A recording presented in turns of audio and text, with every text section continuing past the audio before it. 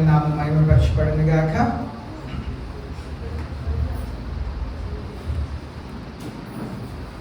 యేసయ్య మనకు అనుగ్రహించిన గొప్ప కృపను బట్టి దేవునికి మహిమ కలిగిన గాక. ఈ దినం చేరి వచ్చిన మీ అందరినీ కూడా యేసయ్య నామంలో అభినందిస్తున్నాను. పరలోక తండ్రి తన వాక్యం ద్వారా మనల్ని ఆశీర్వదించిన గాక, బలపరిచిన గాక, హెచ్చరించిన గాక, బుద్ధి చెప్పిన గాక, మన స్వస్థపరిచిన గాక, బాగు చేయని గాక, పాపం నుండి మనం విడిపించిన గాక. దేవుని స్తోత్రం. ప్రకటన గ్రంథం 6వ అధ్యాయం 6వ ముద్రని గురించి మనం ధ్యానించబోతున్నాం. 7వ అధ్యాయం 17వ వచనం వరకు ధ్యానించబోతున్నాం. కనుక ప్రతి ఒక్క వచనాన్ని కూడా చదివి వినిపించాలని ఆశపడుతున్నాను. మైక్ ఆన్ చేసి దగ్గర పెట్టుకోండి. నేను ఇంగ్లీష్లో చదివిన వెంటనే మీరు తెలుగులో చదవాలని మనం చేస్తున్నాను. నేను ఇంగ్లీష్లో ఒక వచనం చదివితే మీరు తెలుగులో అదే వచనం చదవాలి. సరేనా? కంటిన్యూగా చదువుతూ నేను ఏ వచనం చదువుతున్నానో అది మాత్రం చదవాలి. ప్రకటన గ్రంథం 6వ అధ్యాయం 12వ వచనం. I looked when he broke the 6th seal, and there was a great earthquake, and the sun became black as sackcloth made of hair, and the whole moon became like blood.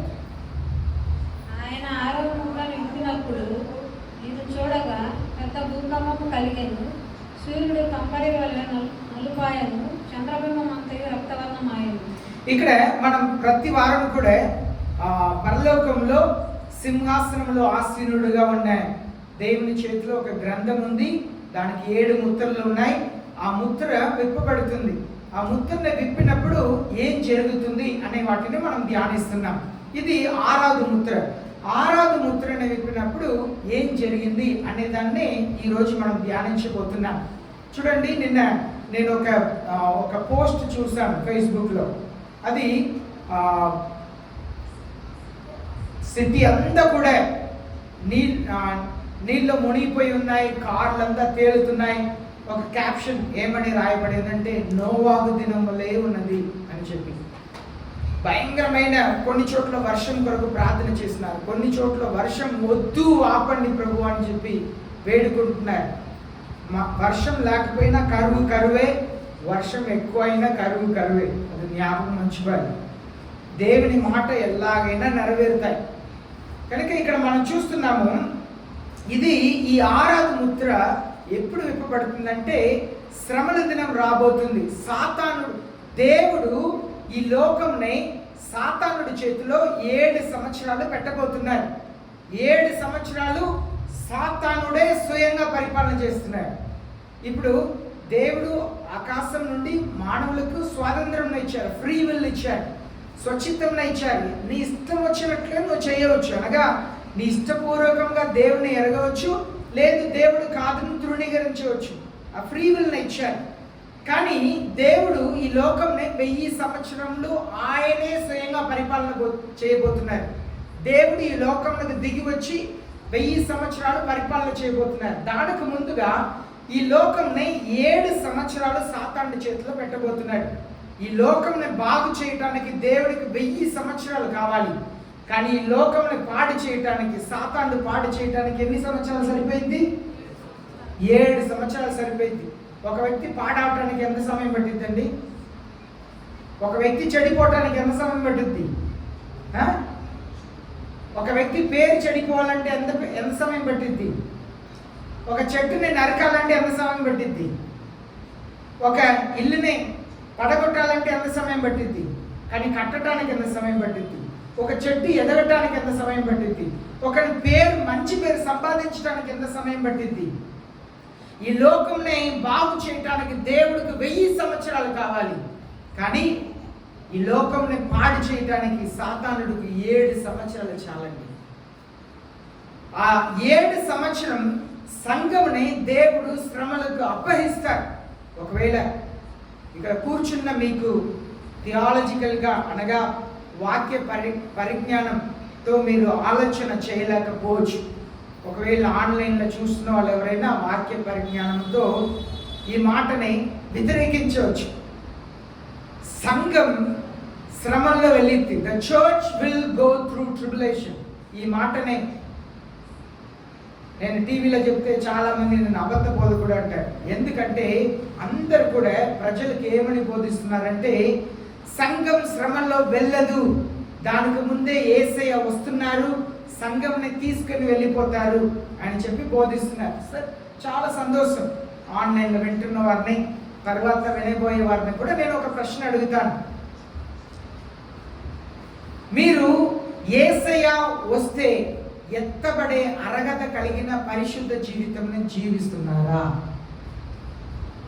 మీ సంఘం ఒకవేళ నేను చెప్తున్నట్లుగా సంఘంని శ్రమంలో దేవుడు అప్పగిస్తే మీ సంఘస్థులు, మీ కుటుంబం, మీరు యేసయ్య కొరకు శ్రమల్ని సహించి మరణించగలుగుతారా? నేను వాక్య ఆధారపూర్వకముగా సంఘం శ్రమంలో వెళ్ళిద్ది అని చెప్పి నేను మాట్లాడుతున్నాను. ఇప్పుడే కాదు, ఎన్నో సంవత్సరాలుగా నేను చెప్తున్నది the church will go through tribulation. సంఘం శ్రమంలో వెళ్ళింది. 7 సంవత్సరములు సంఘం భూలోకంలో ఉండిద్ది. ఒకవేళ యేసయ్య ఆయనకి ఇష్టమైన వారిని తీసుకొని వెళ్ళాలని వస్తే ఆశ్చర్యపడటానికి లేదు, ఒకవేళ రాకపోయినా ఆశ్చర్యపడటానికి లేదు. ఆ శ్రమ కాలం ఎలా ఉండిద్ది అంటే చాలా భయంకరంగా ఉండిద్ది. 666 అనే ముద్రని ధరిస్తారు. ఆ ముద్ర స్టాంపేషనల్గా ఉండకపోవచ్చు, కానీ అది ఒక మైక్రోచిప్ రూపంగా ఉండవచ్చు.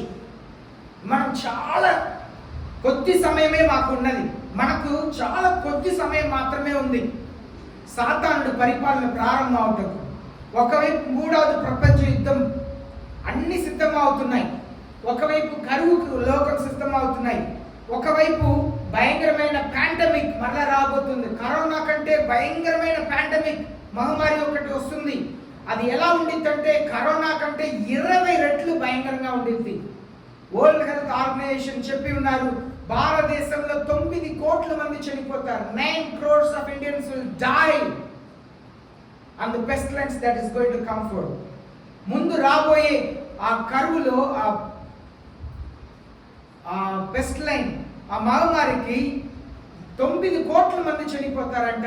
20 రెట్లు కరోనా కంటే భయంకరంగా ఉండిద్దంట. కరోనాకే అన్ని లాక్డౌన్ చేశారు ప్రపంచమంతా, కానీ కరోనా కంటే భయంకరంగా 20 రెట్లు భయంకరంగా ఉండిద్దంటే లాక్డౌన్ ఎంత తీవ్రంగా ఉండిద్ది, ఈ లోకం ఎలాంటి పరిస్థితికి వెళ్ళబోతుందని నేను జ్ఞాపకం ఉంచుకోండి.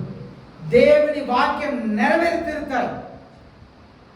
ఈ లోకం 7 సంవత్సరములు సాతాను చేతిలో దేవుడు పెట్టక ముందు 1/3 of the humanity will die of the natural disaster or by the pestilence. ప్రపంచంలో 3లో 1 భాగం మనుషులు మరణిస్తారు. ఎలా మరణిస్తారంటే అది తెగులుగా ఉండవచ్చు, లేదు వరదగా ఉండవచ్చు, సునామీగా ఉండవచ్చు, ఏదైనా 3లో 1 భాగం మనుషులు చనిపోతారు. అది దేవుని వాక్యం చెప్పింది, అది నెరవేరి తీరుతాయి. ప్రతి దేశంలో ఇది జరుగుతుంది.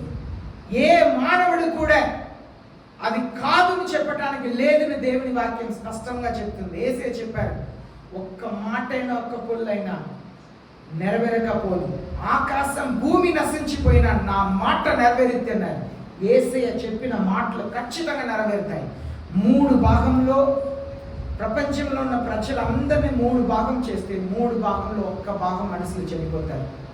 అది దేవుని వాక్యం సెలవించింది.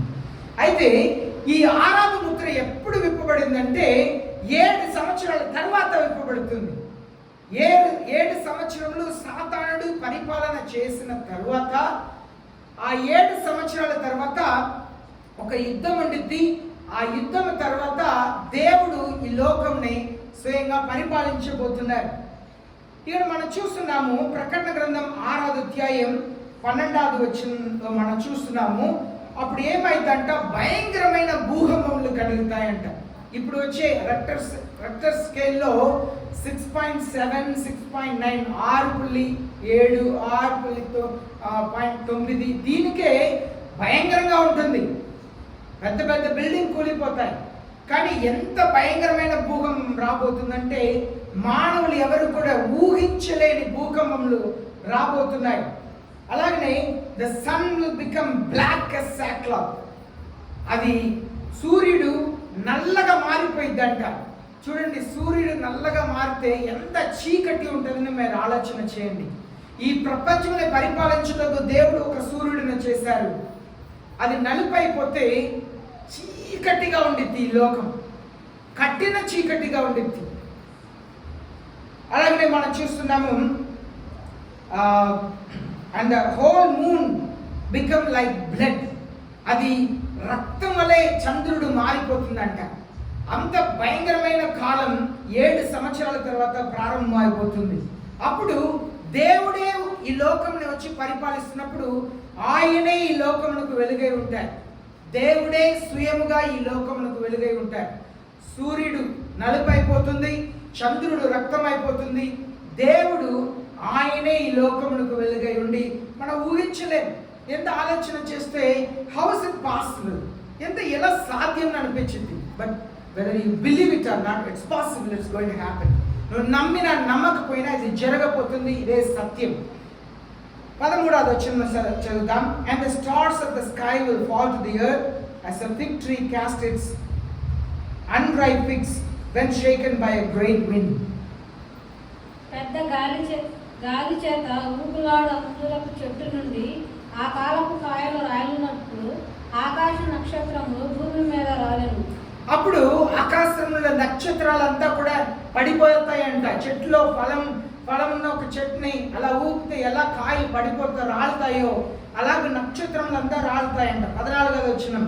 The sky was split apart like a scroll when it's rolled up. Every mountain and island were moved out of their place. మరియు ఆకాశ మండలము చుట్టబడిన గంధం వలనే తొలగిపోయాను. ప్రతి కొండయు ప్రతి ద్వీపము వాటి స్థానంలో తప్పాను. చూడండి, ఒక చాపని ఎలాగ చుట్టితే ఎలా అయిపోతుందో అలాగే ఆకాశంని దేవుడు ఆ సమయంలో ఆకాశం అంతా కూడా ఒక దుప్పట వలె, ఒక చాప వలె అలా తొలగిపోతాయంట. అప్పుడు జరిగేది every mountain and island were moved out of their place. మనం చూస్తున్న కొండలంతా కూడా ఉన్న స్థానం నుండి పక్కకు జరిగిపోతాయంట. అదే దేవుని వాక్యం సెలవిస్తుంది. ఉన్న స్థానం నుండి తప్పిపోతాయంట. అనగా ఐలాండ్ అంటే దీవి. అది ఎక్కడ ఉంటుంది? సముద్రం మధ్యలో ఉండిద్ది. ఆ దీవులు కూడా ఉన్న స్థలం నుండి వేరే చోటకు జరిగిద్దంట. 15వ వచనం చదువుతాం. Then the kings of the earth and the great men, the commanders and the rich and the strong, every slave and free, hid themselves in the caves among the rocks of the mountains. 15వ వచనం వెంటనే చదవాలి. భూరాజులను, ధనులను, సహస్రాధిపతులను, ధనికులను, భవిష్ఠులను, ప్రతి దాసులను, ప్రతి స్వతంత్రులను కొండ గుహలలోను మండల సందులలోను దాక్కుని. నేను వెంటనే చదవమని చెప్పాను కానీ వేగంగా చదవమని చెప్పాను. రెండు తేడా ఉంది. సరేనా? ఎవరు ప్రజలు దాక్కుంటారంట, గుహల్లో వెళ్ళి దాక్కుంటారంట.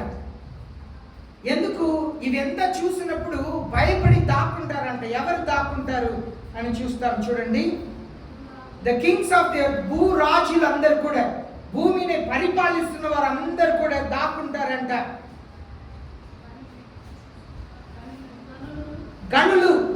గనులు అనగా భూమిలో గొప్పవారుగా ఎంచబడే వారందరూ కూడా, అదే పెద్ద పెద్ద బహుమానాలు స్వీకరిస్తారు సమాజంలో. భూమిలో అంటే సమాజంలో గొప్పవారు. ఈ ఊర్లో ఎవరు పెద్దవాళ్ళు, గుంటూరు పట్టణంలో ఎవరు పెద్దవాళ్ళు, గొప్పవాళ్ళు. అలాగనే ద కమాండర్స్, ఆజ్ఞ ఇచ్చేవారు. కమాండర్స్ ఎవరెవరు ఆజ్ఞయిస్తున్నారు? కోర్టులు ఆజ్ఞయిస్తున్నారు, పోలీస్ స్టేషన్లో ఆజ్ఞయిస్తున్నారు, కలెక్టర్ ఆజ్ఞ ఇచ్చేవారు, స్కూల్లో హెడ్ మాస్టర్ ఆజ్ఞయిస్తారు, క్లాస్ రూమ్లో టీచర్ ఆజ్ఞయిస్తారు, ఇంట్లో భర్త ఆజ్ఞయిస్తారు. ఆజ్ఞయించే ప్రతి వారు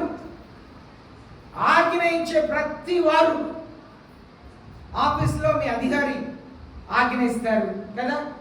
చాలా ఇంట్లో, కొన్ని ఇంట్లో భర్త ఆజ్ఞయిస్తారు, కొన్ని ఇంట్లో భార్య ఆజ్ఞయిస్తారు. ఆజ్ఞయించే ప్రతి వారు అనగా మనుషులందరూ. తర్వాత రిచ్, ధనవంతులు అనగా మాకు ఎవరు సహాయం అవసరం లేదు, మేము ఎవరితో మాట్లాడిన అవసరం లేదు, మాకు కావలసిన అన్నీ ఉన్నాయి అనే ఉద్దేశంతో ఉన్నవారు. తర్వాత స్ట్రాంగ్, బలిష్ఠులు, బలము కలిగిన వారు. మాకు ఆరోగ్యం ఉంది, మాకు దేవుడు అక్కర్లేదు అని ఉండేవాడు. బలిష్ఠులు ఎలా ఉంటారంటే, మాకెందుకు దేవుడు, నేను హాస్పిటల్కే వెళ్ళను, నేను ఇంజెక్షనే తీసుకోను, నేను టాబ్లెటే తీసుకోను అని బలిష్ఠులు, బలము కలిగిన వారు. Every slave and free men, ప్రతి దాసుడు స్వతంత్రుడు. అందరూ కూడా దాసత్వంలో ఉన్నవారు, స్వతంత్రులుగా ఉన్నవారు అందరూ దాక్కుంటారంట. మన మధ్యలో కూడా గ్రేట్ కింగ్స్ ఉంటారు కదా, గ్రేట్ కింగ్స్ ఉంటారు. నేను గొప్పవాణ్ణి సంస్థలో, నేను గొప్పవాణ్ణి, నేనే. కొంతమంది ఉంటారు సంస్థలో, కమిటీ ఉంటుంది, కానీ ఆయనే నిర్ణయం తీసుకుంటాడు, ఎవరిని మాట్లాడినాడు. నేనే గొప్ప వ్యక్తిని ఊగా. వీళ్ళ గురించే దేవుని వాక్యం సెలవిస్తుంది. రాజులోనే స్వాం, నా రాజ్యం, నా సంస్థానాన్ని కట్టుకుంటాను. చాలా సంఘంలో కూడా సేవకులు అలాగే ఉంటారు. చాలా సంఘంలో కమిటీ వాళ్ళు అలా ఉంటారు. అనగా పెద్దల్ని కొందరిని సంఘంలో నియమించి, మేము చెప్పినట్లుగానే పాస్టర్ గారు వాక్యం చెప్పాలి, మేము చెప్పినట్లుగానే కింగ్స్ పరిపాలించి మేమే నిర్ణయం తీసుకుంటాం అనేవారు. అలాగే గ్రేట్ మెన్, గొప్పవారు. అమ్మో, ఈ సంఘంలో ఆమె చాలా గొప్పది, ఆయన గొప్పవారు. ఎవరైతే గొప్పవారిని ఊహించుకుంటారో క్రైస్తవంలో, వాళ్ళు గొప్పవారు, వాళ్ళు పెద్దవారు అనుకుంటున్నవారు అందరు కూడా. మన మధ్యలో కూడా మహారాణిలు, మహారాజులు ఉంటారు.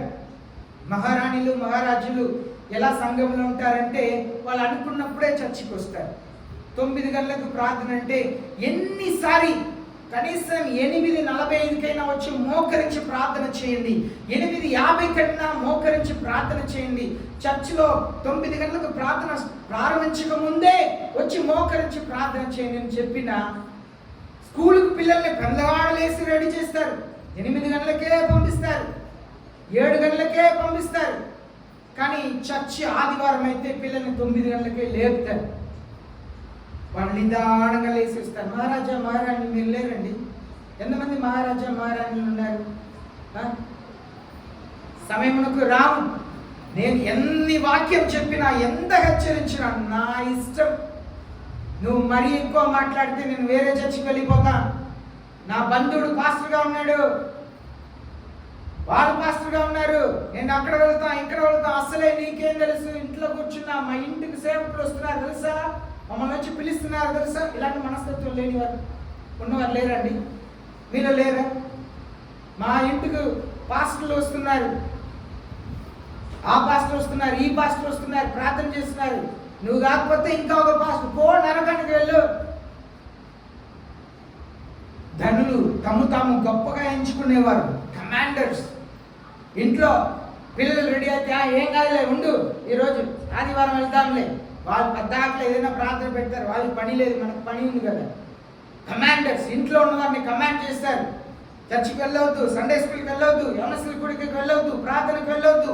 కమాండర్స్. కొంతమంది ఇంట్లో భార్యలు ఉంటారు, కొంతమంది ఇంట్లో కూతుర్లు ఉంటారు, తల్లిదండ్రులని కంట్రోల్ చేస్తా కూర్చుంటారు. కొందరి ఇంట్లో కొడుకులు ఉంటారు, లేరండి? కొందరింట్లో భర్త, కొందరింట్లో భార్య ఉన్నారు. కమాండ్ చేయటం, కమాండర్స్. ద రిచ్ అసలు ఎప్పుడు పేదరికం వాళ్ళే ఉంటారు, కానీ చర్చికి వస్తే చినిగిపోయిన బట్టలు 4-5 రోజులు వేసుకుని అదే బట్టలతోనే చర్చికి వస్తుంటారు. కానీ పెళ్ళిళ్ళకి బయలుదేరి వెళ్తే ఓ మహారాజా, మహారాణిలా బయలుదేరి వెళ్తుంటారు. చర్చికి వస్తున్నప్పుడు ఏ ఉండదు. బయట ఎక్కడైనా వెళ్తున్నప్పుడు బంగారం ఏంటి, పొట్టి ఏంటి, పువ్వు ఏంటి, భయంకరంగా రథంలా బయలుదేరి వెళ్తుంటారు. రిచ్. తర్వాత ద స్ట్రాంగ్, మేమే గొప్ప వాళ్ళం, మేమే అన్ని చేస్తున్నాం, బలం కలిగిన వారు. Every slave and free man, సామాన్యమైన వారు. అందరు మాట వినరు. ఎన్నిసారి ఇంటికి వెళ్ళి పిలువు, దేవుని సన్నిధికి రండి రండి బలవంతం చేయరు, రారు. దేవుని సన్నిధికి రారు, లెక్క చేయరు. దేవుని సన్నిధి అంటే విలువ లేదు. అందరు కూడా వాళ్ళు దాసులైనా సరే, స్వతంత్రులైనా సరే, అందరు వెళ్ళి ఏం చేస్తారంట? దాక్కుంటారంట. బండ సందులో, గుహల్లో వెళ్ళి దాక్కుంటారంట. దాగే బ్రతుకు, దాగే రోజు వస్తుంది. అలాంటి కాలంలో ముందు చచ్చేవారు మంచివారు. ధన్యులు. ఆ మహాశ్రమకు ముందే ప్రాణం పోతే మంచిది. అంత భయంకరమైన 7 సంవత్సరాల శ్రమ. ఆ 7 సంవత్సరాల శ్రమ తర్వాత ఇదంతా జరుగుతప్పుడు గుహల్లో వెళ్ళి దాక్కుంటారంట, బండ సందుల్లో వెళ్ళి దాక్కుంటారంట. 16వ వచనం, and they said to the mountains, to the rocks, fall on us, hide us from the presence of him who sits on the throne and from the wrath of the Lamb. అదే చెప్పాను నేను ఇంగ్లీష్లో చదువుతప్పుడు mic పట్టుకోవాలి. సింహాసనాసీనుడైన యెహోవాని యొక్కయు గొర్రెపిల్ల యొక్కయు ఉగ్రత మహాదినము వచ్చెను, దానికి తాళజాల కలిగిన వాడెవడు? మీరు మా మీద పడి ఆయన సన్నిధికి గొర్రెపిల్ల ఉగ్రతమును మమ్మల్ని మరుగు చేయుడే అని పర్వతములతోనూ బండలతోనూ చెప్పుచున్నారు. ఎప్పుడైతే సూర్యుడు నలుపై, చంద్రుడు రక్తమై, ఆకాశ నక్షత్రాలు పడుతున్నాయో, భయంకరమైన భూకంపం జరుగుతున్నాయో, వీళ్ళ ఈ కొండలు అంతా కూడా ఉన్న చోటు నుండి జరిగిపోతున్నాయో, ఆ కొండ ముందు ఉన్న చోట్ల వెళ్ళి ఉండి మమ్మల్ని కప్పేయండి, మరలా వచ్చేయండి, మీరు కదలైన చోటు నుండి మరలా మమ్మల్ని కప్పేయండి అని చెప్పి బ్రతిమలాడుతారంట. కొండల్ని ఈనాడు పూజిస్తున్నారు. ఆ పూజించే వాళ్ళు ఒక తండ్రి కూతురు గుడికి వెళ్ళారంట. గుడికి వెళ్తే అక్కడ ఒక సింహంలా ఒక విగ్రహం ఉందంట. కూతురు డాడీ సింహం, డాడీ సింహం అని అరిసి కేకలేస్తే వాళ్ళ డాడీ వెనక్కి తిరిగి ఆ రాయితో చేయబడిన సింహాన్ని చూసి, భయపడొద్దమ్మా, అది రాయి, అది నేను ఏం చేయదు అంటే ఆ కూతురు అడిగిందంట, అయితే అక్కడ కూర్చున్నది కూడా రాయే కదా, దాన్ని ఎందుకు దేవుడిని దాంతో మాట్లాడుతున్నావు, అదే నీకు చేసింది అని అడిగారంట. ఈనాడు పూజిస్తున్న వారు ఆనాడు వెళ్ళి కొండలో గుహలో దాక్కుని మమ్మల్ని కప్పండి, ఈ భయంకరమైన ఉగ్రత దినం, అయ్యో దేవుని గురించి మేము విన్నాం, క్రైస్తవుల్ని హింసించాం, సేవకుల్ని మాట్లాడవద్దని చెప్పాము, బైబిల్ని చించాము, కాల్చాము, చర్చెస్ని పగలగొట్టాము, దేవుని పిల్లల్ని చెదరగొట్టాము, శరచాల్లో వేస్తాము, హింసించి చంపాము, అయ్యో వాళ్ళు సేవించిన దేవుడు నిజమైన దేవుడు. ఆనాడు తెలుసుకుంటారు, వెళ్ళి దాక్కుంటారంట. 17వ వచనం, but the great day of the wrath has come and who is able to stand. ఆ భయంకరమైన ఉగ్రత దినంలో దేవునికి విరోధంగా నిలబడవాడెవడు? ఎవ్వరు కూడా దేవుని ఎదుట నిలబడలేరండి.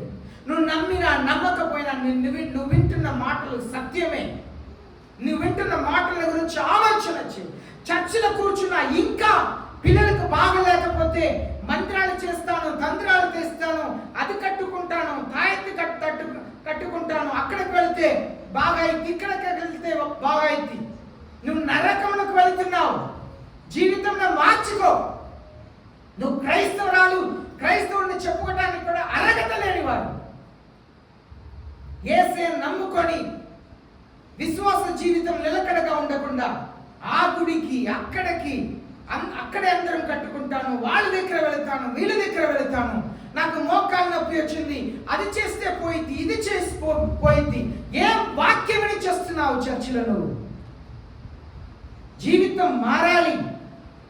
దేవుని వాక్యం వింటున్నప్పుడు నేను వైరాగ్యంగా మారాలని ఆశ రావాలి. ఇంకా పాత బ్రతుకు, ప్రాంత విశ్వాసం వెనక వెళ్ళిపోవటం, కుక్క తక్కిన దాన్ని మరలా వెళ్ళి తింటాయంట. ఒక పర్యాయం అన్నిటిని వదిలిపెట్టి యేసయ్య వైపు వెళ్తే ఎన్ని కష్టమైన నష్టమైన యేసయ్య మీద మాత్రమే విశ్వాసం ఉంచాలి. మోసపూరితమైన బ్రతుకు వెళ్ళకూడదు. వాళ్ళు మందరిస్తే అది వేసుకుంటే తగ్గిపోయింది, ఇది వేసుకుంటే తగ్గిపోయింది. ఒక ఆమె హాస్పిటల్లో ఉంటే పూలదండలా ఒకటి వేసుకొని ఉంది, ఆ డాక్టర్స్ మాకు చెప్తున్నారు తీసి పడేయమనండి. మూర్ఖులు, దేవుని వాక్యం వినే మూర్ఖులు, బాప్తిసం తీసుకున్న మూర్ఖులు. ఎంత వాక్యం వినినా కూడా జీవితంలో మార్చుకోక యేసయ్య మీద విశ్వాసం కలిగి వైరాగ్యం కలిగి జీవించకుండా లోకంని అనుసరించడం, లోకానుసారమైన బ్రతుకుని బ్రతకటం, లోకంలో ఉన్న వారు చేసేదంతా చేసుకొని తిరగటం, మంచి సమయం చూసే పెళ్లి చేసుకుంటారు, మంచి సమయానికి ఆచారాన్ని పాటిస్తా, భయపడతా ఉంటున్న క్రైస్తవులు లేరా? భయంకరమైన దినం వస్తుంది, దానికి ముందే మారు మనసు పొందుతాం. 7వ అధ్యాయం 1వ వచనం నుండి 3 వచనాలు చదువుతాను, మీరు కూడా 1 నుండి 3 వచనాలు చదవండి. After this I saw 4 angels standing at the 4 corners of the earth, holding back the 4 winds of the earth, so that no wind would blow on the earth or on the sea or on the tree. And I saw another angel ascending the rising of the sun, having the seal of living God, and he cried out with the loud voice of the 4 angels, to whom it was granted to harm the earth and the sea, saying, do not harm the earth or the sea or the trees until we have sealed the bondservants of our God on their foreheads. అటు తర్వాత భూమి యొక్క 4 దిక్కులలో 4 దేవదూతలు నిలిచి ఉండి, భూమి మీదనైనను సముద్రము మీదనైనను ఏ చెట్టు మీదనైనను గాలి వీచుకున్నట్లు భూమి యొక్క 4 దిక్కుల వాయువులను పట్టుకొని ఉండగా చూచితిని. మరియు సజీవుడగు దేవుని ముద్ర గల వేరొక దూత సూర్యోదయ దిశ నుండి పైకి వచ్చుట చూచితిని. భూమికిని సముద్రమునకును హాని కలుగజేయుటకై అధికారము పొందిన ఆ 4 దూతలతో, ఈ దూత మేము మా దేవుని దాసులను వారి నొసలయను ముద్రించు వరకు భూమికైనను సముద్రమునకైనను చెట్లకైనను హాని చేయవద్దని బిగ్గరగా చెప్పాను. ఇక్కడ మనం చూస్తున్నాము 4 దేవదూతలు భూలోకంలో 4 మూల మీద నిలబడి గాలి వెళ్ళకుండా ఆపుతున్నారంట. ఇది 2 రకమైనది. ఒకటి మనం పీల్చే గాలి, ఇంకా ఒకటి అది ఈనాడు మనం చూస్తున్న ఆ ఇంటర్నెట్ వేవ్స్, టెలికమ్యూనికేషన్కు వాడుతున్న వేవ్స్. అది ఈనాడు చేతిలో చదువు ఉన్నా లేకపోయినా అందరి చేతిలో పెద్ద ఫోన్ ఉంటుంది. ఆ ఫోన్లో ఉన్నది ఎలా వాడుకోవాలని తెలియకపోయినా ఏదైనా చూడటానికైనా వాడుకోవాలని చెప్పి పెద్ద ఫోన్ ఉంటుంది. ఈనాడు ఎంత పెద్ద ఫోన్ ఉన్నా మీకు ఇంటర్నెట్ లేకపోతే ఇది డమ్మీ ఫోన్, అవునా? 4 మూల మీద ఉంది. ఆ టెక్నాలజీ వేవ్స్ అంతా ఆపుతారంట, తరంగముల్ని ఆపుతారంట, పీల్చే గాలిని ఆపుతారంట. అది మహా నష్టం ఈ లోకంలో కలగచేసిద్దంట. సముద్రంలోనూ మనసులోనూ భయంకరమైన నష్టం చేయబోతుందని మనం చూస్తున్నాం. అయితే ఒక దేవదూత దేవుని ముద్రని తీసుకొచ్చి ఆ 4 దేవదూతల్ని భూమికి నష్టం కలగచేయవద్దు, ఆగండి అని చెప్పి ఆపుతున్నారు. వాళ్ళు చెప్తున్నారు, భూమి మీద it was granted to harm the earth and the sea. భూమికి నష్టం కలగ చేయబోయే వారిని ఆపుతున్నారంట. నష్టం కలగ చేయవద్దు, కొంచెం ఆగండి, దేవుని పిల్లలందరి మీద కూడా నేను ముద్ర వేయాలి అని చెప్తున్నారు. అనగా ఇక్కడ చూస్తున్నాము, దేవుని పిల్లలు అందరి నొసట్లో కూడా ముద్ర వేయటకు దేవుడు తను దేవదూతని ఆజ్ఞాపించి పంపిస్తున్నారు. ఆ ముద్ర ఏంటంటే, మన పాత నిబంధన కాలంలో చూస్తున్నాము, యాజకులు వాళ్ళ నొసట మీద పరిశుద్ధత అని కట్టుకుంటారంట. ఇక్కడ పరిశుద్ధత, హోలీనెస్ అంటూ గాడ్, దేవునికి పరిశుద్ధత. మనల్ని చూస్తే ఆ పరిశుద్ధమైన వీళ్ళు దేవుని పిల్లలు అని చెప్పి పరిశుద్ధత కనబడాలి. బైబిల్లో సౌలు రాజు ఒక రాజు ఉండేవాడు. ఆయన మంత్రాలు చేసే వాళ్ళందరినీ కూడా, బిల్లి శూన్యం చేసే వాళ్ళందరినీ కూడా సంహరించమన్నాడు. కానీ తన జీవిత ముగింపులో ఆయన వెళ్ళి అలాంటి వారు ఎవరైనా ఉన్నారో అంటే అధికారులు చెప్తున్నారు, రాజు ఆజ్ఞ ప్రకారం అందరినీ మేము చంపేస్తాం, ఒక్క లేడీ ఉన్నది, ఒక స్త్రీ ఉన్నది అని చెప్తే మారు వేషం వేసుకొని ఆమె దగ్గర వెళ్ళాడు. ఈనాడు కూడా క్రైస్తవులు, నువ్వు దేవుడు చెయ్యకూడదని చెప్పిన పనిని నువ్వు చేస్తుంటే నువ్వు సౌలు రాజులో ఉన్న దురాత్మే నీలో ఉందని అర్థం. దేవుని సన్నిధికి వచ్చి ప్రార్థన చేయకుండా, దేవుని సన్నిధిలో ఉపవాసం ఉండి ప్రార్థన చేయకుండా, నువ్వు శూన్యం చేసే వాళ్ళ దగ్గరను, అంధ్రాలు కట్టే వారి దగ్గరను, దానికి దీనికి వెళుతుంటే ఆ సౌలు రాజులో ఉన్న అదే దురాత్మ నీలో ఉందని అర్థం. ఎవరిలో సౌలు రాజులో ఉన్న దురాత్మ ఉందో వాళ్ళే ఇలాంటి వారి దగ్గర వెళుతుంటారు. అది దేవుని వాక్యం. అయితే పరిశుద్ధత, మనలో పరిశుద్ధత కనబడాలి. మన క్రైస్తవులుగా ప్రతిఫలించాలి.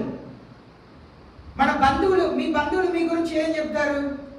ఈమె క్రైస్తవి ఏంటిని తెలుసుకోవాలంటే మన బంధువుల మధ్యలో ఒక పెళ్లి జరిగితే చాలా తెలిసిపోయింది ఈమె ఎలాంటి క్రైస్తవురాలు. అందరిలాగే వస్త్రాలు ధరించుకొని అందరిలాగే మారిపోవటం. మనల్ని చూసినప్పుడు దేవునికి పరిశుద్ధతను కనబడాలి. వీళ్ళు దేవుని కొరకు తాము ప్రత్యేకించుకున్నవారు, ప్రతిష్ఠ చేసుకునేవారు. బాప్తిసం అంటే ఏంటి? నేను ప్రతిష్ఠించుకుంటున్నాను, నేను ఇంకా లోకమును కాదు, నేను దేవుని కొరకు నన్ను నేను ప్రతిష్ఠించుకుంటున్నాను.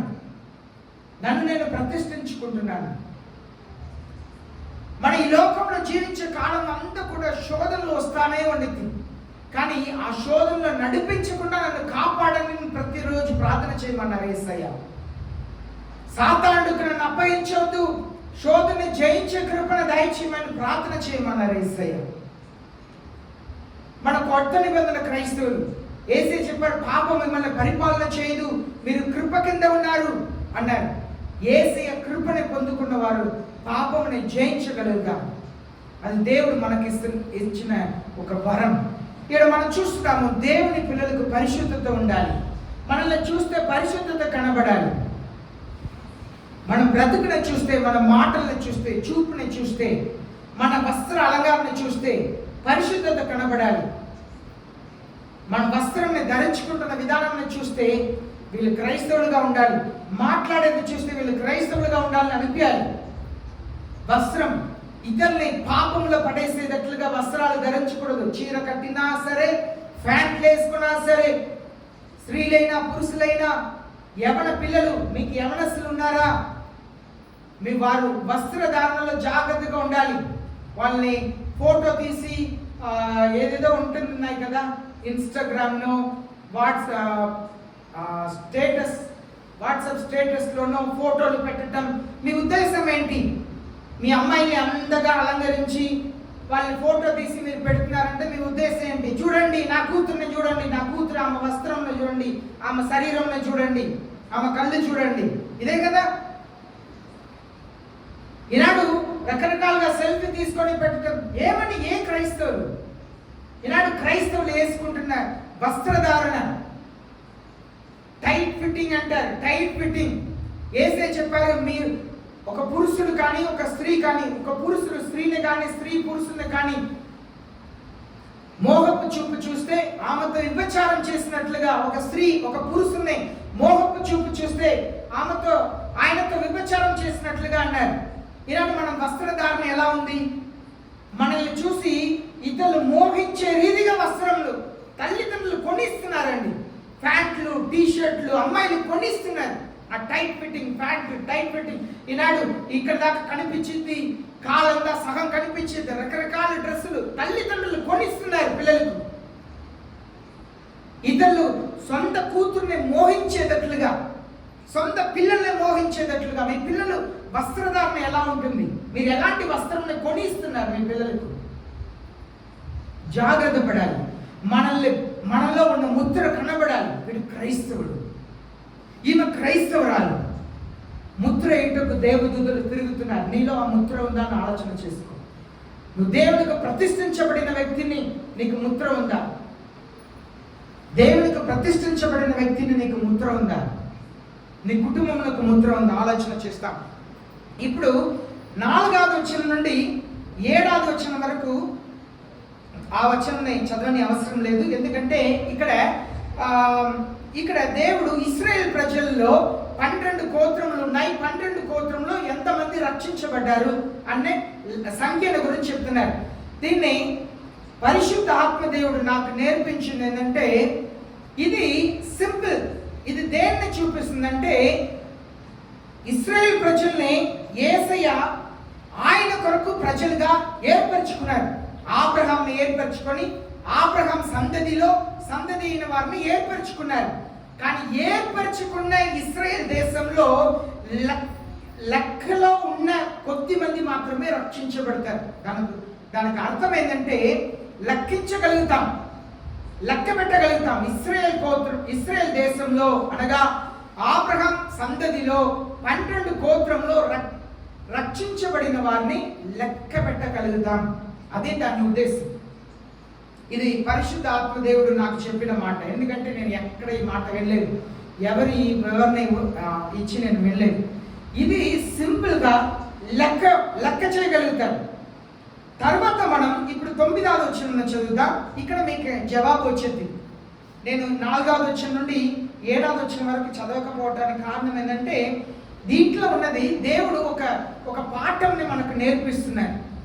దేవుడు ఏర్పరచుకున్న ప్రజలు కొంతమంది మాత్రమే రక్షించబడతారు. దానికి యేసయ్య కూడా ఒక మాటను చెప్పారు. లూకా రాసిన 13వ అధ్యాయం 29వ వచనంలో, మార్కు రాసిన 8వ అధ్యాయం 11వ వచనంలో ఒక మాట చెప్పారు.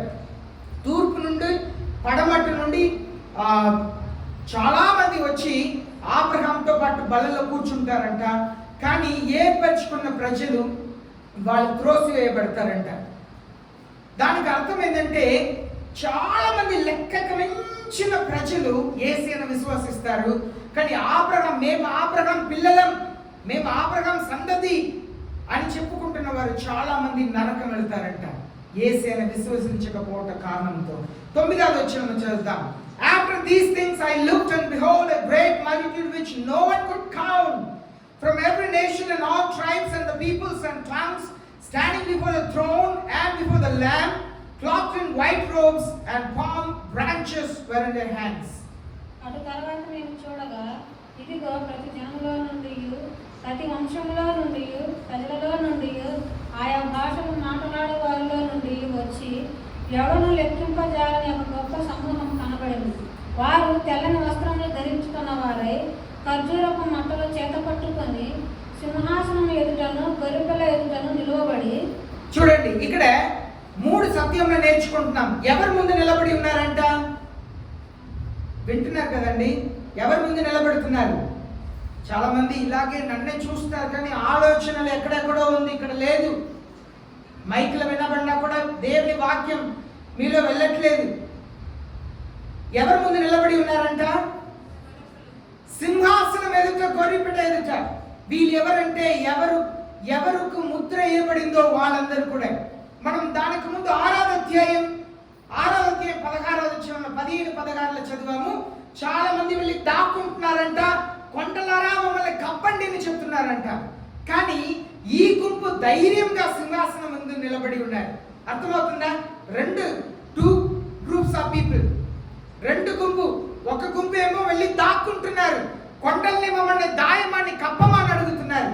కానీ ఇంకా ఒక గ్రూపు ధైర్యంగా వెళ్ళి నిలబడి ఉన్నారంట. వాళ్ళే పరిశుద్ధత కలిగిన వారు, పరిశుద్ధ ఆత్మకు ఆలయముగా జీవించేవారు. 2 గ్రూప్కి అర్థమైందా? ఇప్పుడు లెక్కకు మించిన చాలా మంది ప్రజలు వచ్చి అన్ని భాష మాట్లాడేవారు, అన్ని రంగు కలిగిన వారు, ప్రతి దేశం నుండి లెక్కకు మించిన ప్రజలు వచ్చి సింహాసనం ఎదుట నిలబడి ఉన్నారంట. వాళ్ళు తెల్లని వస్త్రం ధరించుకొని ఉన్నారంట. తెల్లని వస్త్రం. మనం దేనికో ఖర్చు పెడతాం. కొందరు ఉంటారు, పలానా పెళ్ళికి వెళ్ళాలి, ఆ పెళ్ళికినే బట్టలు కొనేవారు ఉన్నారు. దేనికో ఖర్చు పెడతాం. అయ్యో, మనం ప్రభు వల్ల పాలు పొందటానికి వస్తున్నాం, ఆ ఒక్కరోజు తెల్లని వస్త్రంతో అందరూ వెళ్తే బాగుండిద్ది. కొనరు. దేనికో ఖర్చు పెడతారు. ఇంట్లో కావాల్సిన అన్ని ఖర్చు పెడతారు, పిల్లలకు కావాల్సిందా ఖర్చు పెడతారు. ఒక ప్యాంటు కుట్టించుకోరు, ఒక చీర కొనరు, ఒక జాకెట్ కొనరు. ఆ ప్రభు వల్ల తీసుకున్నప్పుడు కూడా మామూలుగానే వస్తుంటారు. అయ్యో, సేవకుడు ఈ మాటను ప్రకటించారే, మనము కూడా వెళ్దాం. ఆనాడు తెల్లని వస్త్రం ధరించుకొని ఉంటారంట. తెల్లని వస్త్రం అందరూ కూడా ధరించుకొని ఉంటారంట. వాళ్ళ చేతిలో ఏముంటది? ఖర్జూర మట్ట ఉంటది. అనగా వాళ్ళు రాజుని కలవటానికి వెళ్తున్నారు. అందరూ సగం మంది దేశంలో ప్రజలందరూ కూడా దాక్కుంటున్నారు. రాయి సందులోను గుహలోను దాక్కుంటా కొండల్ని కప్పమంటున్నారు. కొందరు రాజుని చూడటానికి ధైర్యంగా వెళుతున్నారు. నువ్వు ఏ గుంపులో ఉన్నావు? యేసయ్య వచ్చినప్పుడు నువ్వు ఏ గుంపులో ఉంటావు? దాక్కునే గుంపులో ఉంటావా, లేదా ధైర్యంగా యేసయ్య ముందు నిలబడే గుంపులో ఉంటావా? నువ్వు ధైర్యంగా యేసయ్య ఎదుట నిలబడాలంటే నువ్వు అనుదినము పరిశుద్ధ ఆత్మకు ఆలయముగా ఉండాలి. నీ దేహం పరిశుద్ధ ఆత్మకు ఆలయముగా ఉండాలి. నీ కళ్ళు, నీ నాలుక, నీ చెవు, నీ శరీర అవయములు పరిశుద్ధ ఆత్మకు ఆలయంగా ఉండాలి. నీ ఆలోచన అంతా కూడా నేను యేసయ్యని ఎలా ఇష్టపరచగలుగుతాను, నేను యేసయ్యకు నచ్చినట్లుగా నేను ఎలా జీవించగలుగుతాను. ఆలోచన చేయాలి. ఇప్పుడు 10వ వచనం నుండి మనం 12వ వచనం వరకు చదువుదాం. And they cry out with a loud voice, saying, Salvation to our God who sits on the throne and to the Lamb. And all the angels were standing around the throne and around the elders and the 4 living creatures. They fell on their face before the throne and worshipped God, saying, Amen, blessing and glory and wisdom and thanksgiving and honor and power and might be unto our God forever and ever. Amen.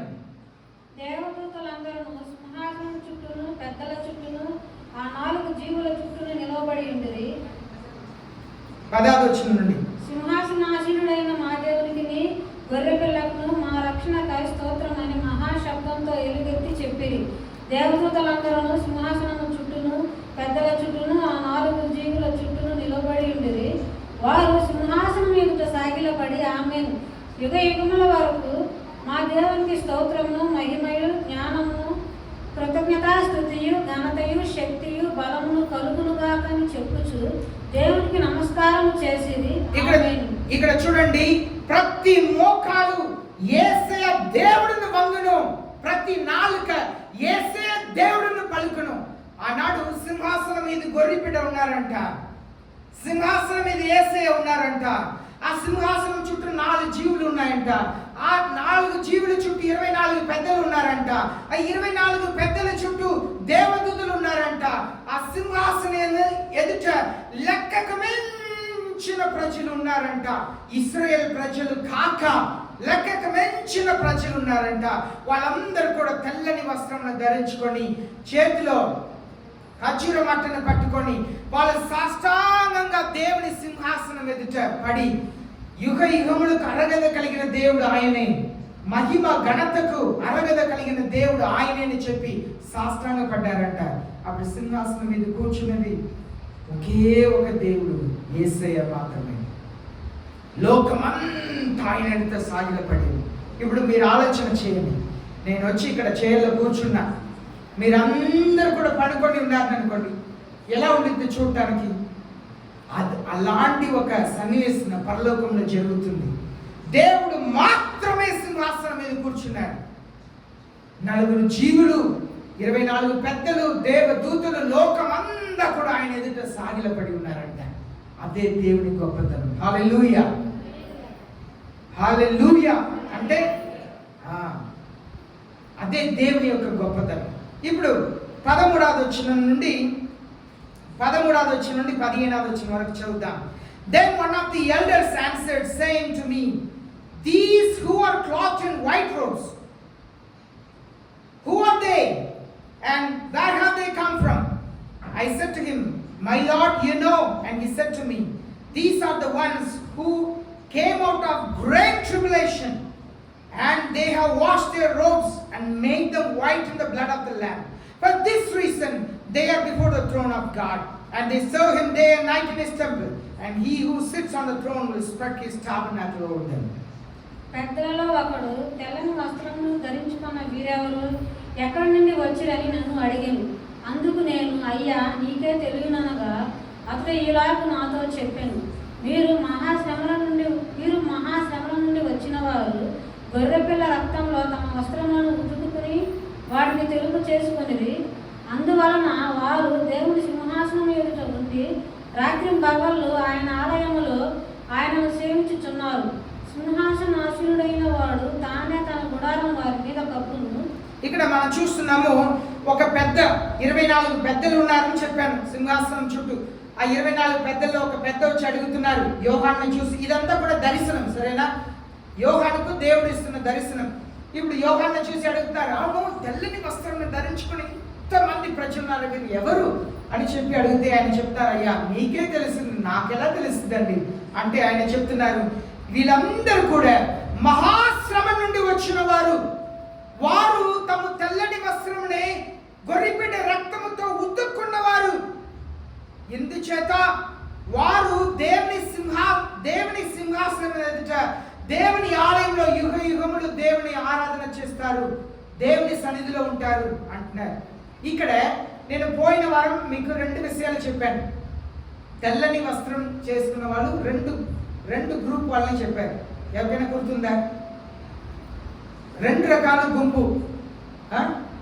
తెల్లని వస్త్రం ధరించుకున్న వాళ్ళు 2 రకాల గుంపుని గురించి చెప్పాను. ఎవరికైనా గుర్తుందా?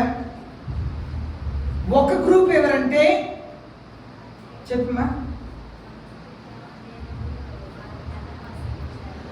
Yes, ఒక group కి దేవుడు తెల్లని వస్త్రం ఇచ్చారు.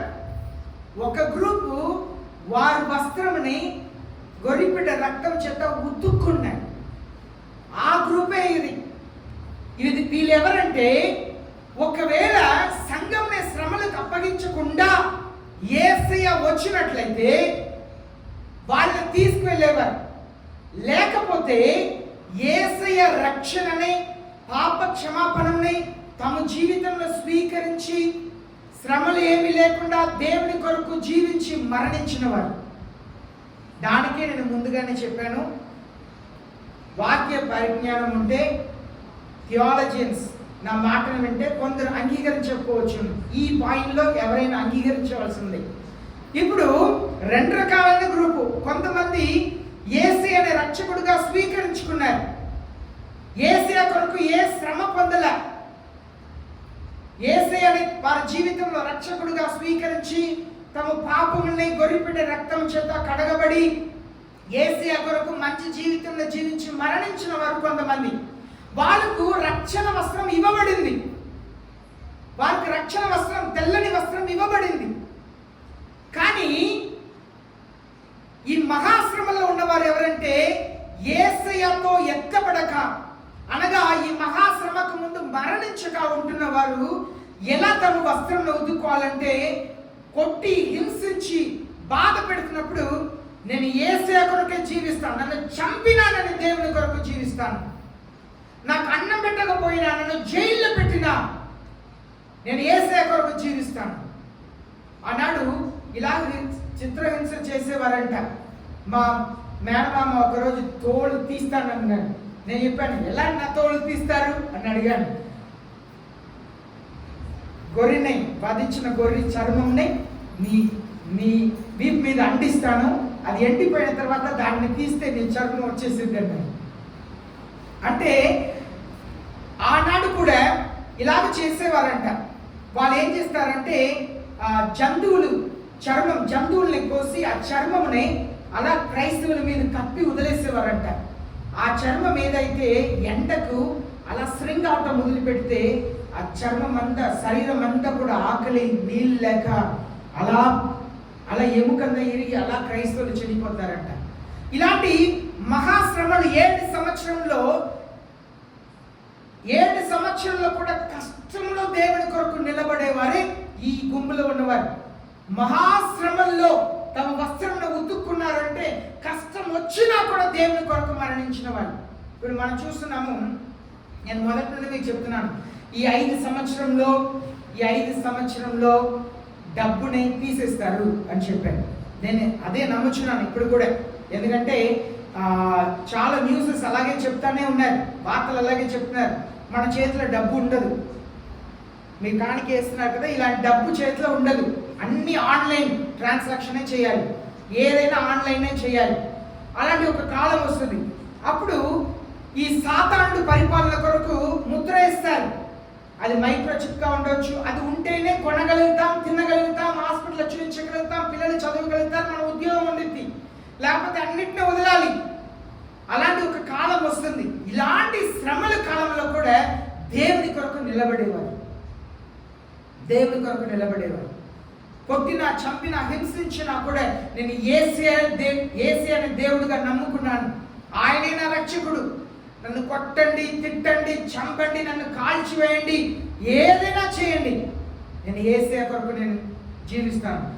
నేను స్టోరీ, నా చిన్న యవ్వన వయసులో ఒక స్టోరీ చదివాను. యేసయ్య కొరకు ఒకరిని హింసించి, ఆ ఊర్లో ఎవరు యేసుప్రభుని నమ్ముకోలేదు. ఈయన ఒకరు యేసయ్యని నమ్ముకున్నారు కనుక అందరు కొట్టి ఆయన బైబిల్ని అక్కడ కాల్ చేశారు. పావుని తీసుకొచ్చి ఆ పాయసాన్ని ఆయన ముందు తీసి దాన్ని తాగమని కొట్టి బలవంతం చేస్తుంటే అప్పుడు అక్కడ చూస్తారంట, ఆ బైబిల్ కాల్చిన బైబిల్లో ఒక చిన్న పేపర్ అక్కడ ఉందంట. మీరు మరణంలోకి ఏది ఏది త్రాగినను మీకు మరణం రాదు అని మార్కు సువార్త చివరి అధ్యాయంలో ఉన్న మాట. ఆ కాల్చిన బైబిల్లో చిన్న మొక్క ఉందంట, అది ఆ కళ్ళ పడిన వెంటనే తీసి ఆ విషయంలో తాగేస్తారంట. అందరు కూడా వేచి ఉన్నారు, ఆయనకి ఏమి కాలేదు, ఆయన చావలేదు. అప్పుడు ఆ ప్రజలందరూ కూడా యేసయ్యను నమ్ముకున్నారంట. ఈ నాగాలాండ్ అనే ప్రాంతంలో జరిగిన కథ నేను యవ్వన వయసులో దీన్ని చదివాను. కానీ ఈ మహాశ్రమ కాలంలో ఎలా ఉంటుంది తెలుసా? ఈ మహాశ్రమ కాలంలో విషం తాగినా చనిపోము, విషం తాగినా చనిపోము. భయంకరమైన శ్రమ, హింస. దేవుని కొరకు నిలబడాలి. క్రైస్తవులు యేసయ్యను దేవుడుగా అంగీకరించిన వాళ్ళు నాకు దేవుడు వద్దుకు వెళ్ళకూడదు. ఈనాడు బాప్తిజం తీసుకుంటామా అంటే నా భర్త ఒప్పుకోరు, నా బంధువులు ఒప్పుకోరు, నా పిల్లలు ఒప్పుకోరు అని కథలు చెప్తా కూర్చున్న వాళ్ళేరా మీలో? యేసయ్య కొరకు నేను దేన్నైనా చేస్తాను, యేసయ్య కొరకు అన్నింటినీ పోగొట్టుకుంటాను. అదే యేసయ్య చెప్పారు, నా నిమిత్తం ఎవరైనా తను ఉపేక్షించుకొని సమస్యను పోగొట్టుకుంటే ధన్యుడు అన్నారు. He who tries to save his life will lose everything. రక్షించుకోవాలనుకున్న వారు అందరూ, నా జీవితం నేను కాపాడుకోవాలనుకున్న వారు అందరూ పోగొట్టుకున్నారంట. దానికే బాప్తిసం పొంది దేవుని వాక్యములకు లోబడటం చాలా ప్రాముఖ్యం అండి. అది ఎంత త్వరగా చేసుకోవాలో అంత త్వరగా చేసుకోవాలి.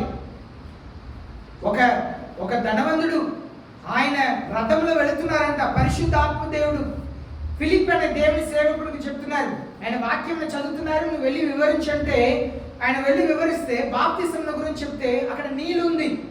నేను బాప్తిసం పొందడానికి నాకు ఏ ఆటంకం ఉందంటే లేదు, దిగండి రండి అని చెప్పి వెంటనే బాప్తిసం ఇచ్చారు.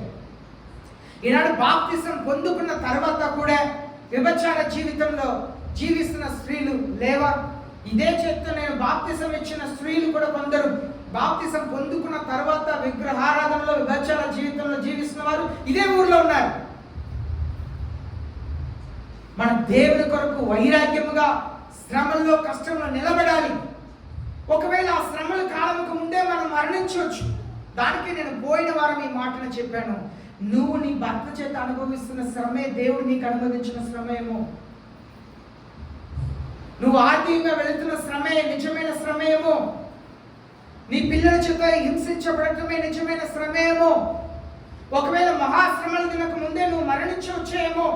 ఆ దినం యేసయ్య నిన్ను అడిగితే ఏమని చెప్తావు? ఒకవేళ యేసయ్య నీకు ఈ శ్రమలను అనుమతించారేమో, ఈ శ్రమల్లో నలిగి నువ్వు కష్టపడాలి. నిన్న సడన్ గా ఒక మాట, ఒక విషయం నా మైండ్లో వచ్చింది. దుష్ట శక్తి కొన్ని మనల్ని పైకి రానియకుండా చేస్తూ ఉండేది. మనల్ని గురించి చెడు మాట్లాడతారు, మన గురించి చెడు మాట్లాడతారు, మనల్ని పైకి రానియరు. మనకు వాళ్ళకు అనుకూలమైన వారందరినీ బాగుండాలని ఆశపడతారు, మనం ఎలాగైనా అడగదొక్కాలని. ఆ మాట వచ్చిన వెంటనే పరిశుద్ధ ఆత్మదేవుడు ఒక వాక్యం నా మనసుకు తీసుకొచ్చారు. Pray for those who spitefully use you.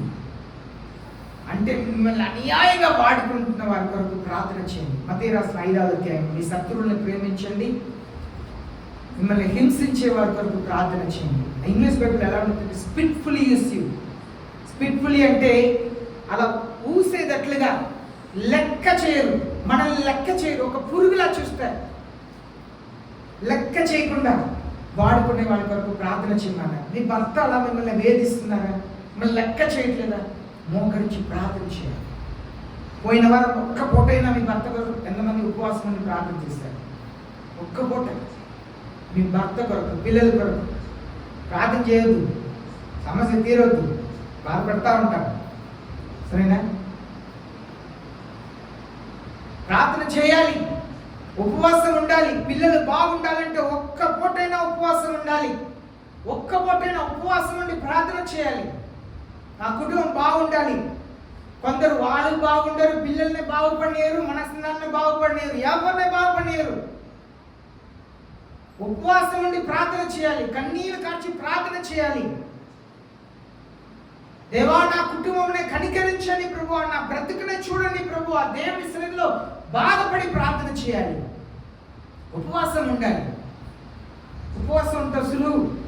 నీకు ఇష్టమైన వారు మిమ్మల్ని 4 మాటలు బాధపడేటట్లుగా మాట్లాడితే అన్నం ఉన్నా కూడా తినకుండా పడుకుంటాం, వస్తుంటాం, కానీ ఉపవాసం ఉండలేము. నేను ఉపవాసం ఉండలేనండి అంటారు. మీ ఆయన తిట్టనేయండి, లేదు మీరు ప్రేమించే వాళ్ళు 4 మాటలు చెప్పనండి, ఇంట్లో మంచి కూర ఉన్నా కూడా తినకుండా పస్తుండి పడుకుంటాం. నాకు వద్దు, తినబుద్ధి కాదు కదా. ఉపవాసం ఉండలేము, పస్తుండగలుగుతాం.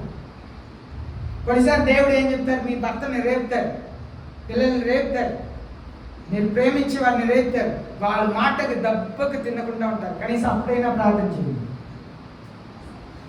కనీసం అప్పుడైనా ప్రార్థన చేయండి. అదొక అవకాశంగా తీసుకొని ప్రార్థన చేయండి. బాధతో దుఃఖంతో ప్రార్థన చేయండి. అన్న అలాగే ప్రార్థన చేసింది. వాళ్ళ భర్త 7 రెట్లు ఇచ్చారంట భోజనం, తినటం మానేసి నాకు వద్దు, నాకు తినబుద్ధి కావట్లేదు అని చెప్పి మందిరంలో వచ్చి బాధంగా చెప్పుకుందంట దేవుని దగ్గర.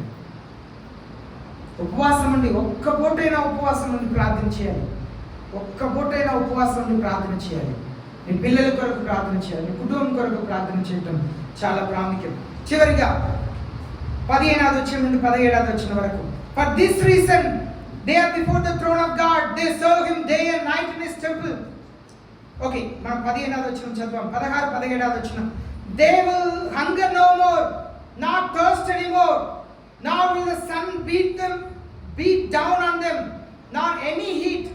For the Lamb in the center of the throne will be their shepherd and will guide them to the springs of water of life, and God will wipe every tears from their eyes. వారికి ఇక మీదట ఆకలి అయినను దాహమైనను ఉండదు, సూర్యుని ఎండ అయినను ఏ వడగాలి అయినను వారికి తగులదు. ఏలయనగా సింహాసనం మధ్యమందు గొర్రెపిల్ల వారికి కాపరి అయి జీవజలంలో కుక్కల ఎద్దకు వారిని నడిపించును. దేవుడే వారి కన్నుల నుండి ప్రతి బాష్పము తుడిచివేయును. చూడండి, ఇప్పుడు సింహాసనం ఎదుట దేవుని ఆరాధించే వారికి ఉన్న ఒక ఆశీర్వాదం గురించి మనం చూస్తున్నాం. దేవుని పిల్లలందరికీ కూడా గొప్ప ఆశీర్వాదం. మరణం, మన జీవితంలో మరణం అనేది పరలోక రాజ్యములకు ద్వారం. మన జీవితంలో మరణం అనేది పరలోక రాజ్యములకు ద్వారం. మనం మరణించిన రోజు మనకు పరలోక రాజ్య ద్వారం తెరవబడిందని అర్థం. మనమే ఏడుస్తాం.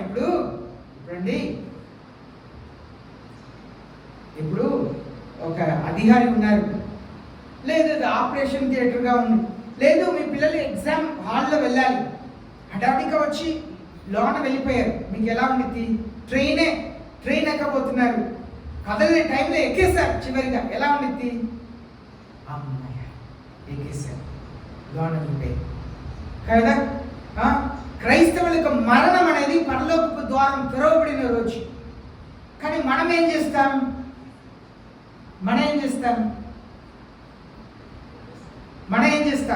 దుఃఖపడతా ఉంటాం.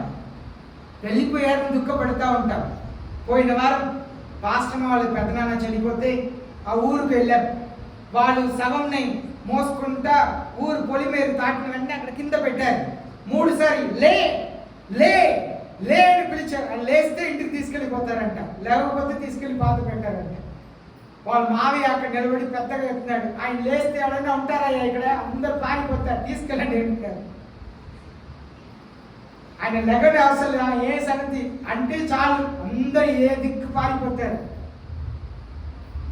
ఆడ ఆ పాత పెట్టాను కాడ తీసుకెళ్తే అందరు మందు పోసుకొని తాగుతున్నారు. మేము వెంటనే అక్కడ బయట వచ్చేసాం. క్రైస్తవులు, అందరు క్రైస్తవులే. నేను చెప్పేది అందరు క్రైస్తవులే. చర్చిన వాడిని ఊరు పోలి పెట్టి లేని వీడు పిలిస్తే, ఏసే పిలిస్తే లేస్తారు, కానీ వీడు పిలిస్తే ఎందుకు లేస్తాడు? తిరిగిపోతే వాడు నిలబడి లే అంటే లేస్తారా? అక్కడ సమాధి తోటంలో వచ్చి అందరు మంది తాగుతున్నారండి, అందరూ క్రైస్తవులే. ఇది ఈనాడు క్రైస్తవ్యం. దేవుని పిల్లలు వైరాగ్యంతో దేవుని కొరకు జీవించేవారు, విశ్వాస జీవితాన్ని జీవించే వారికి ఉన్న ఆధిక్యతని గురించి ఇక్కడ చెప్తున్నారు. వారికి ఎన్నడూ ఆకలి ఉండదంట, ఎన్నడూ కూడా తప్పిక ఉండదంట. సింహాసనం మీద ఉన్న గొర్రెపిల్ల అనగా యేసయ్య జీవ జలాన్ని తీసుకు వెళ్తారంట. అనగా జీవజలం అంటే అక్కడ నీళ్ళు ఉండిద్ది, అక్కడ వెళ్ళి తాగుతాం కడుపుని, అది కాదు. అక్కడ సంతోషంగా ఉంటుందంట. ఏమి అవసరం లేదు. ఏసే చెప్పారు కదా, సమరయ స్త్రీ దగ్గర ఏసే ఏం చెప్పారు అంటే, సమరయ స్త్రీ దగ్గర ఎవరు చెప్పారు? పాస్టర్ ఊరు తెలియదు, ఆమె ఎవరు మాకు తెలియదు. నేనిచ్చే నీళ్ళు తాగేవాడికి ఎన్నడూ తప్పిక రాదు అంటే అది నీరు కాదు. యేసయ్య అలాంటి ఒక సంతోషంని మనకు దయచేస్తారు. అక్కడ వారి కన్నీటిని ఆయనే తుడుస్తారట. ఏనండి, ఆకలి ఉండదు, తప్పిక ఉండదు, కన్నీళ్ళు మాత్రం ఎలా ఉండిద్దండి? ఆకలి ఉండదు, తప్పిక ఉండదు, కన్నీళ్ళు మాత్రం ఎలా ఉండిద్ది? కన్నీళ్ళు ఎలా ఉండిద్ది? మీ భర్తలు మీరు ప్రేమించి కాపురం చేస్తున్నారా? ఏమో చేసుకున్నా చచ్చేదాన్ని కాపురం చేస్తున్నారా? చెప్పండి. ఏమో కన్నాము, పెంచాలి, ఇంకా పెంచుతున్నా, ఈ దరిద్రుడు నా గడుపులో ఎందుకుంటాడు, అలా మీరు పెంచుతున్నారా? ప్రేమతో పిల్లల్ని పెంచుతున్నారా? చెప్పండి. కొందరు అస్సలు చెప్పలేకపోతున్నారు. నా బ్రతికిన గురించి మీకు తెలిసి నేను అడగటం సరికాదు పాస్టర్ గారు.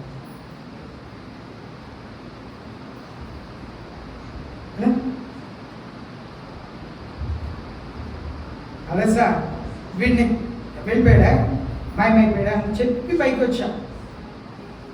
మీరే పంపించారా? వీడిని ఎక్కడైనా తీసుకెళ్ళి పడేయండి అంటారు.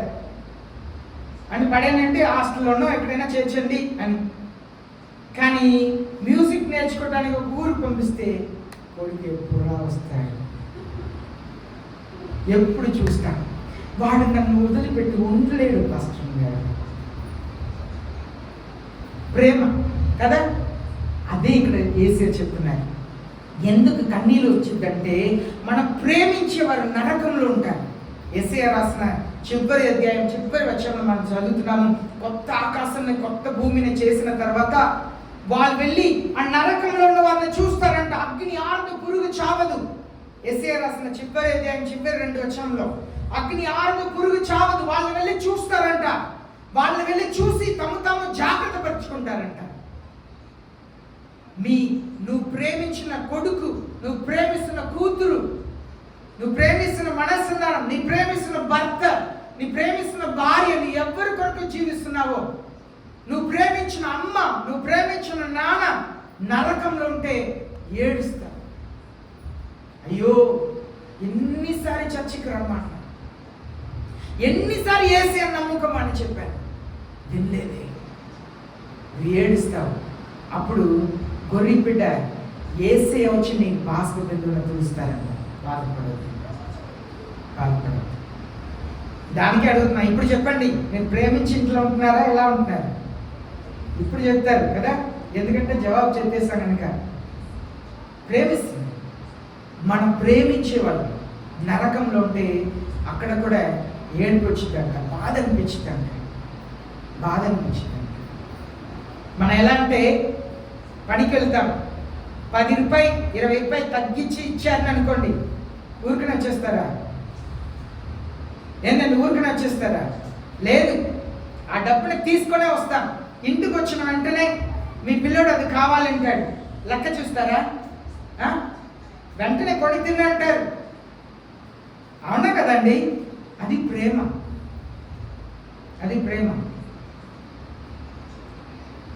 కనుక అలాంటి వారు నరకంలో ఉంటే, మనం ప్రేమించేవారు దేవుని సన్నిధికి దూరమైన నరకంలో ఉంటే మనల్ని ఓదరుస్తారంట. యేసయ్య బాస్కెట్ తుడుస్తారంట. ఆ పరిస్థితి అక్కడ యేసయ్య మీ కన్నీళ్లు తుడిచే పరిస్థితికి తీసుకురావద్దు. యేసయ్య మీ కన్నీళ్ళు పరిస్థితి తుడిచేదాకా తీసుకురావద్దంటే అర్థం ఏంటి? ఇప్పుడే వాళ్ళని రక్షించుకోండి, ఇప్పుడే వాళ్ళని సత్య మార్గం నడిపించుకోండి, ఇప్పుడే సత్య మార్గం నడిపించుకోండి. నేను మొన్న పాస్టర్ చెప్పాను, యేసయ్య వస్తే నన్ను వదిలిపెట్టి వెళ్ళవాకు, సరేనా అని చెప్పాను. మనం ప్రేమించే వాళ్ళని ఇప్పుడే రక్షణ నడిపించుకోవాలి. భయంకరమైన దినములు వస్తున్నాయి, లోకం ఊహించలేని దినములు వస్తున్నాయి. ఇది సంఘములు, పరిశుద్ధ ఆత్మదేవుడు వాడుకుంటున్న సేవకులు మాత్రమే చెప్తారు కనుక సిద్ధపడతాం. ఈ లోకంలో ఉన్న బాధలు బాధ కాదండి. మనకు మంచి స్థలంలో యేసయ్య ఉంచాడు. యుగ యుగములు ఆయన సేవ చేసుకొని ఆయన మందిరంలో ఉంటారు. యేసయ్యను విశ్వసించండి. చిన్న చిన్న బాధలకు కృంగిపోవద్దు. బంధువులు అవమానపరిచినప్పుడు, హేళన చేసినప్పుడు, భర్తలు మన హింసిస్తున్నప్పుడు కృంగిపోవద్దు. ఇది దేవుడు మీకు ఇచ్చిన శ్రమగా ఎంచుకోండి. దేవుడు నన్ను ఈ శ్రమ మార్గంలో నన్ను శోధిస్తున్నారేమో, నన్ను అనుమతించారేమో. ఒక మంచి మాట బైబిల్లో ఉంటుంది, మీ త్రానికి మించిన శోధనని దేవుడు అనుమతించరు.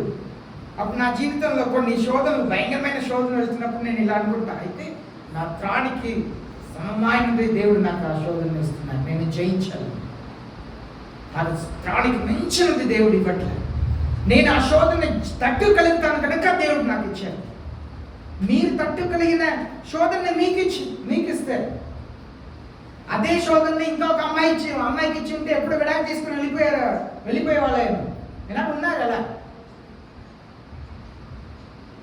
దేవుడు ఎవరు తట్టుకలుగుతారో దానికి తగిన శోధనని దేవుడు అనుమతిస్తున్నారు జీవితంలో. కనుక దేవుడు ఇచ్చిన శోధనేమో, ఈ ఆర్థిక ఇబ్బంది, ఈ కష్టం, ఈ బాధ అంతా దేవుడు నాకు అనుమతించారేమో, నేను దేవుని కొరకు నిలబడాలి.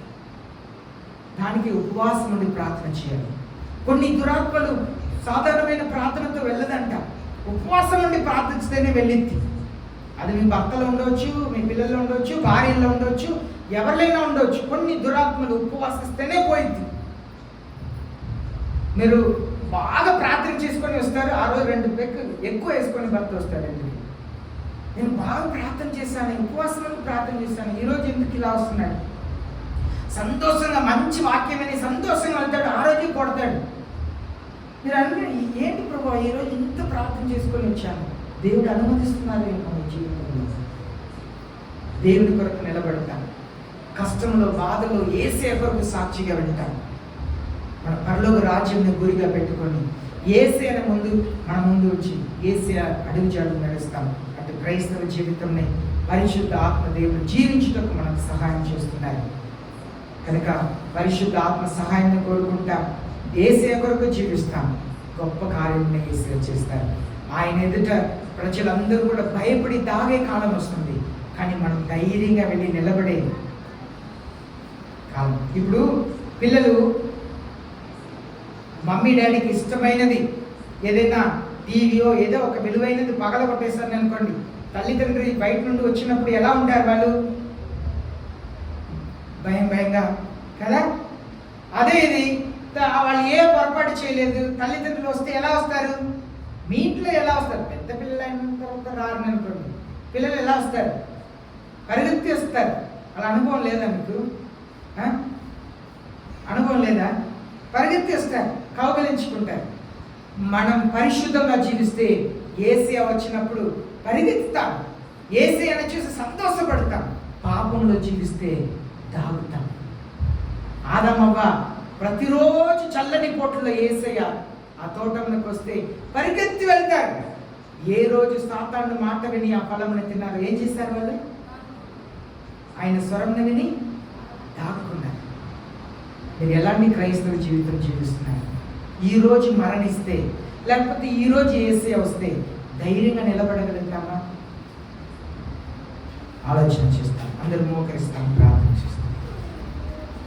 అందరూ మోకరిస్తాం, ప్రార్థన చేస్తాం. చర్చలో నిద్రపోయే వరకు మీ ఇంట్లో వెళ్తే నిద్ర రానుగా.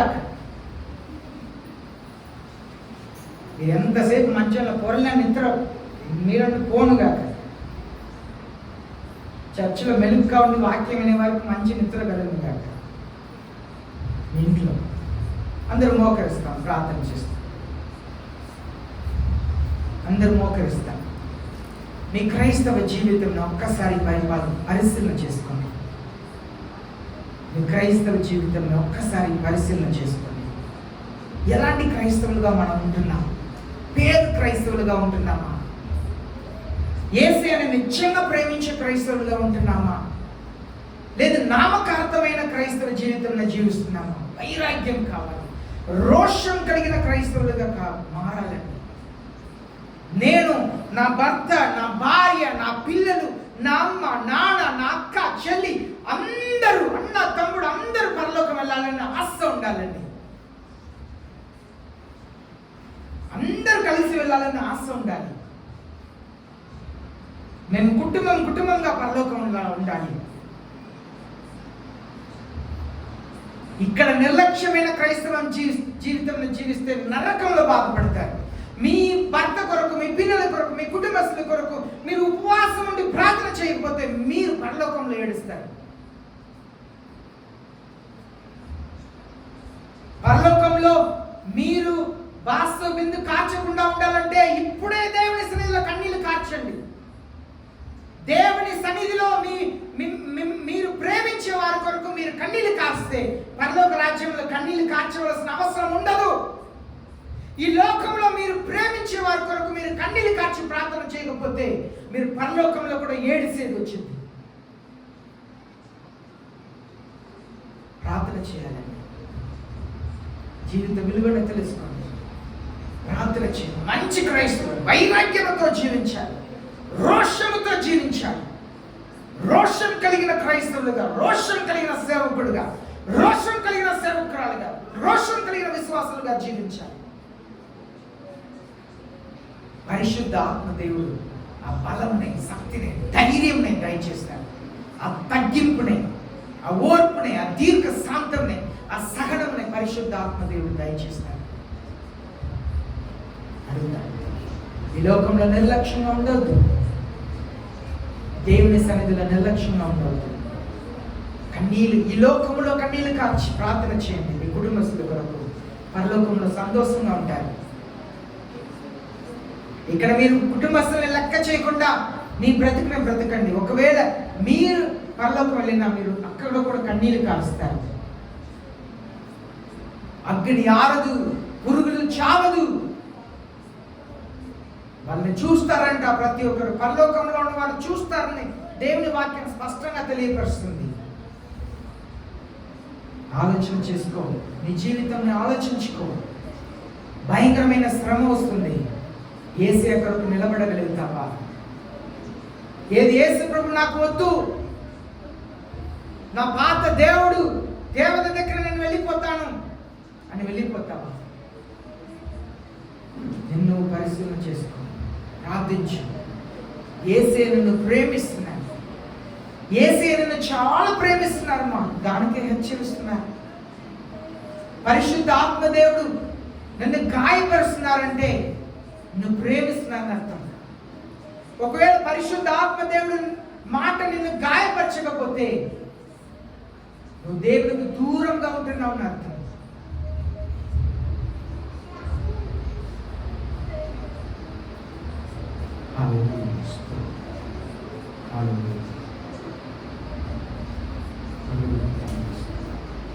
నీ కొరకు మీరు ప్రార్థన చేయండి.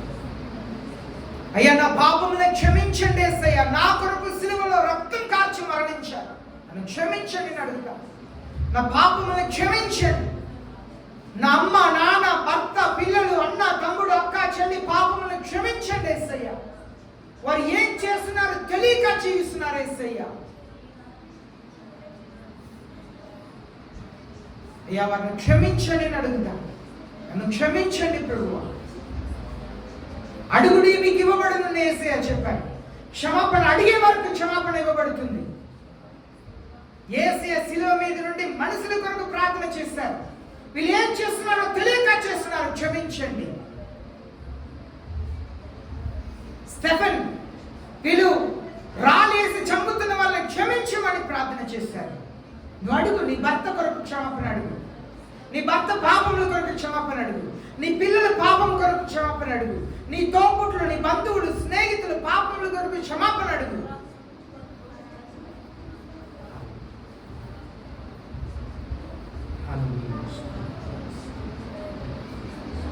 పాప క్షమాపణ అడుగు. యేసయ్య సిలువ మీద నిన్ను ప్రేమించి మరణించాడు. నిన్ను ప్రేమించి రక్తం కార్చి మరణించాడు. అడుగు. అడిగే వాడికి ఇవ్వబడదు. పాప క్షమాపణ అడుగు. పరిశుద్ధతను అడుగు. పరిశుద్ధతను అడుగు. యేసయ్య నిన్ను పరిశుద్ధపరుస్తాడు.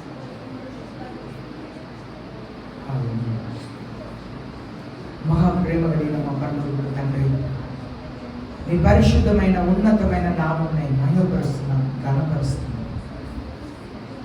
మీ సహాయం లేకుండా మేము జయం కలిగిన జీవితం నేను జీవించలేము తండ్రి. మాకు మీ సహాయం కావాలి, మాకు మీ సహాయం కావాలి యేసయ్య. శోధనని జయించుటకు సహాయం కావాలి. అపవాది కీడు నుండి నన్ను మీరే తప్పించాలి ప్రభువా. సులువుగా చిక్కులో పడుతున్న పాపము నుండి విజయమును దయచేయండి. నన్ను మీ కృప కింద ఉంచండి ప్రభువా. ఆ తగ్గింపు జీవితం దయచేయండి.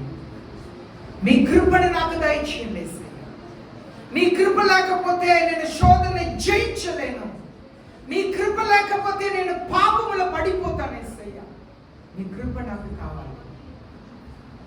పరలోకపు తండ్రి, ఆ సంఘంలో అందరినీ కూడా దర్శించండి. మీ పరలోకపు ఆశీర్వాదం దయచేయండి. వాక్య సత్యం ఎరుగుటకు ప్రజలకు సహాయం చేయమని ప్రార్థన చేస్తున్నాను. సంఘంని మీ కృప కలిగిన హస్తంలో సమర్పిస్తున్నాను. మీకే వందనాలు, స్తోత్రములు తెలియవచ్చు. పరిశుద్ధాత్మదేవా, మీకు ఆలయంగా జీవించుటకు, మీ కొరకు మేము సాక్షికరంగా ఉండటకు, పరిశుద్ధత, దేవునికి పరిశుద్ధత అనే ముద్ర మా నొసట్లో కలిగిన వాళ్ళుగా జీవించుటకు సహాయం చేయమని, అయ్యా పాపంలో ఉంటున్న వారిని క్షమించమని, పాప ఊబి నుండి విడిపించమని ప్రార్థిస్తున్నాను. మా సంఘం అందరినీ కూడా మీ శిష్యులుగా మార్చండి యేసయ్య. బాప్తిసం పొందని వారు బాప్తిసం తీసుకోవటానికి కృప చూపించండి. ఉపవాసం నుండి ప్రార్థన చేయకపోతున్న వారు ఉపవాసం నుండి ప్రార్థించుటకు సహాయం చేయండి. మీ కృప కలిగిన హస్తంలో నన్ను, మా సంఘంని సమర్పిస్తున్నాను.